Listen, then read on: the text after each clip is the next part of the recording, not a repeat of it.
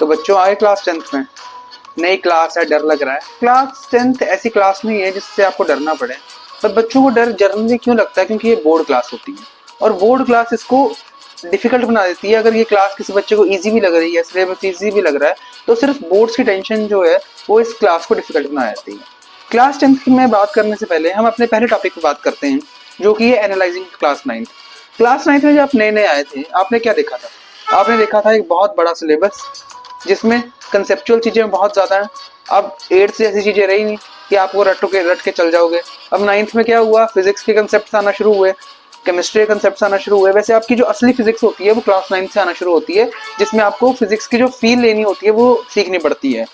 पर ज्यादातर टीचर इसकी फील दिलवाते नहीं है क्लास 9th में, क्योंकि इतनी डेप्थ में आपने पढ़ना ही नहीं होता।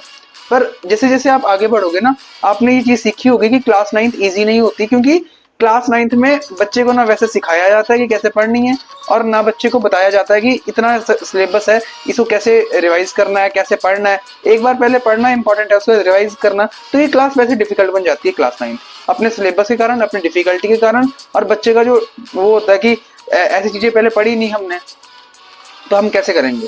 तो इसके लिए आज हम बात करेंगे कि आपने करना क्या है। आपने तो अब जब आप क्लास 10th में आए हो, तो आपने इस चीज के लिए डरना है कि मेरे क्लास 9th में भैया 50% थे, 60% थे, 70% थे, 80% थे, जितने भी थे 90% थे। ये डरना नहीं है कि मेरे इतने परसेंट रह गए, क्या मैं क्लास 10th में जंप कर सकता हूँ। मैं बोलता हूँ class 9th is completely independent of class 10th। और जो क्लास 9th की 5% चीजें, 2-3% चीजें यूज भी होती होंगी, मुश्किल से 5%, वो टीचर्स जो है वो रिपीट कर देते हैं क्लास 10th में। तो आप ये समझोगे अगर आपकी क्लास 9th एकदम जीरो पे भी है ना, तो भी आपकी क्लास 10th में आपका 1% भी लॉस नहीं होने वाला।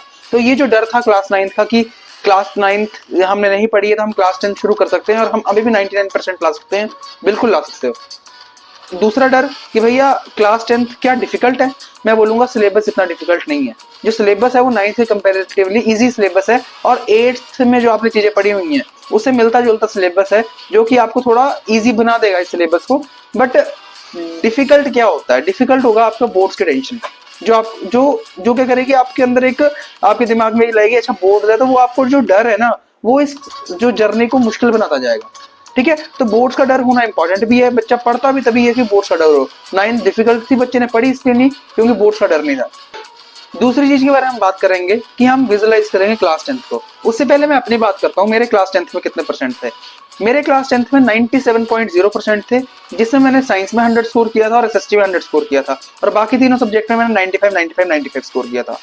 इन मार्क्स को स्कोर करने के बाद मुझे ऐसी अपनी गलतियां पता चली जो मैं अवॉइड कर सकता था, और अवॉइड करने से क्या होता, मेरी 2% सीधा इंक्रीज कर जाती, मतलब मेरे 99% आते। और मैं आज आपको वही गलतियां बताऊंगा कि ये गलतियां नहीं करनी है आपने, जिससे आपकी परसेंटेज 97 पर रुक जाएगी।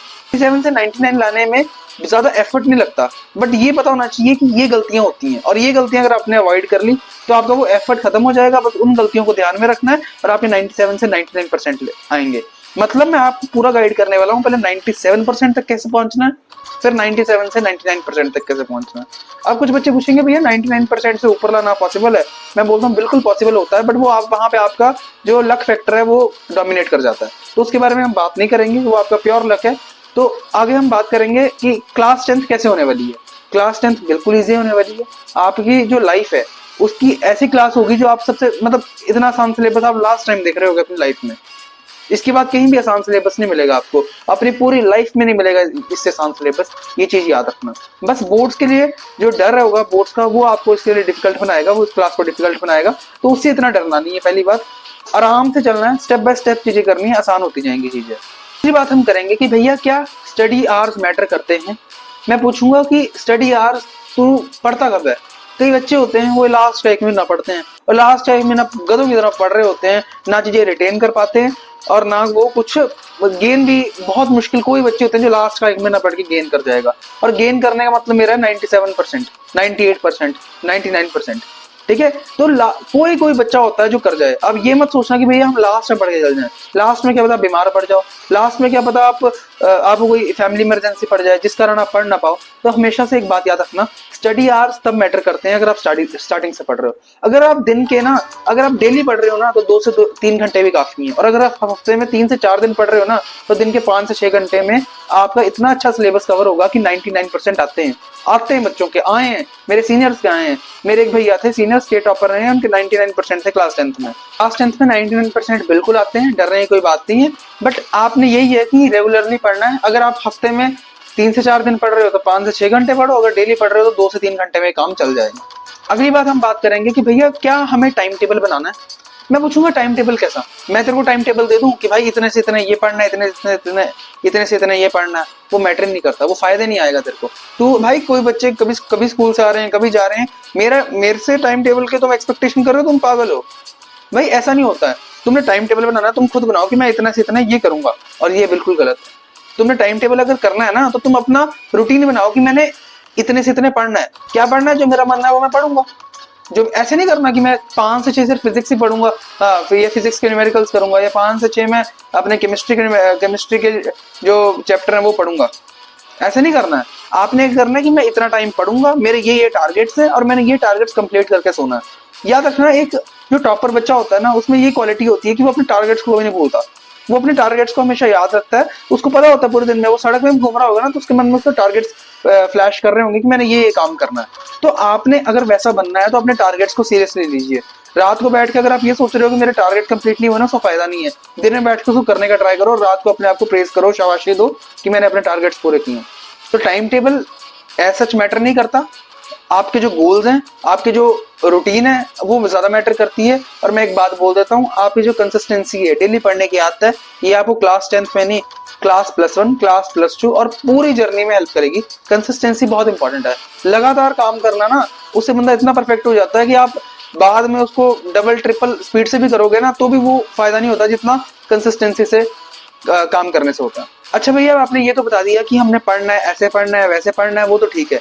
क्या हम मजे कर सकते हैं क्लास 10th में? बिल्कुल मजे कर सकते हो। और मैं बताता हूँ, मजे करने की लास्ट क्लास यही होती है। उसके बाद मजे तो आप भूल ही जाओ। क्लास 10th में इतने मजे करो कि मेमोरी बन जाए, क्लास 10th में मजे किए थे और लास्ट में परसेंटेज आए 99। वो क्या ही मजा होगा कि मजे करने के बाद भी क्लास 10th में 99% आए। इजीली अगर दिन के 2 से 3 घंटे तुम पढ़ रहे हो ना घर में आके स्कूल से, तो तुम इतना गेन करोगे और इतने मजे करोगे ना साथ में कि तुम्हें क्लास 10th की हमेशा मेमोरी रहेगी याद में कि यार ये क्लास की थी हमने, मजे पूरे मारे, परसेंटेज भी अच्छी आ गई और अपनी मेहनत भी पूरी की। मेहनत करना मत छोड़ना, ठीक है? मेहनत करना मत छोड़ना, लगातार मेहनत करना क्लास 10th में। ऐसा ना लगे कि यार मेहनत भी की, लास्ट का 15 दिन पढ़ भी लिए, फिर नंबर भी ना आए, तो लास्ट 15 दिन भी क्यों पढ़ रहे हो? मत पढ़ो ना। क्या करोगे यार, 70% का करोगे क्या? 70% का मतलब फायदा नहीं है ना। मेहनत करनी है तो अच्छी तरह कर लो। तो पूरे साल पढ़ना है, अच्छी तरह पढ़ना है। और एक बात और ध्यान में रखना कि क्लास 10th के बाद ना मौका नहीं मिलेगा, संभलने का मौका नहीं मिलेगा। क्लास 10th में बंदे आपको जज करना शुरू कर देंगे कि तू ये करेगा वो करेगा।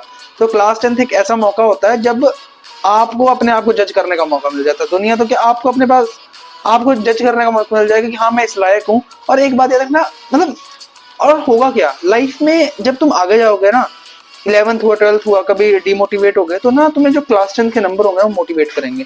तुम्हें लगेगा यार मैं उस टाइम पे इतना अचीव कर सकता था, इस टाइम पे क्यों नहीं? और तुम मेहनत करने के लिए आगे जाओगे। तो क्लास 10th के नंबर ना एक मोटिवेशन बनते हैं +1 +2 के लिए। और अगर ये ओवर कॉन्फिडेंस बन जाए तो बंदा वैसे खत्म हो जाता है। तो वो आपके ऊपर है। अभी क्लास 10th में मेहनत करो, अच्छी तरह मेहनत करो और अच्छी तरह परसेंटेज लेके आओ। मिलते हैं आपसे नेक्स्ट वीडियो में, तब तक के लिए नीचे सब्सक्राइब का बटन है, दबा लीजिए उसको